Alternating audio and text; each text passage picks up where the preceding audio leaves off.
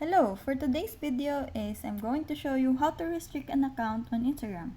It's pretty quick and easy, so let's jump right in.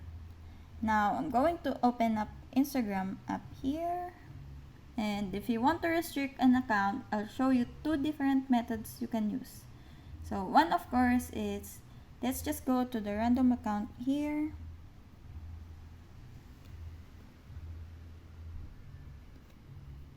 I'm on their profile page and I can tap the three dots on the top right and just tap the restrict button. So this is how it goes. And the second one is if you want to restrict someone directly on your DMs, you can go to their name here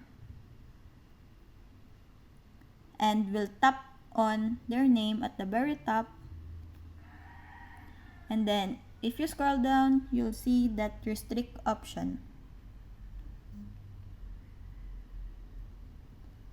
Those are the two different ways that we can restrict them, of course. You can always go in here and unrestrict them, and you'll see that the message with that person has been switched over to the request here and move out of the way. I won't get any notifications if this person comments or tries to message me and all that stuff.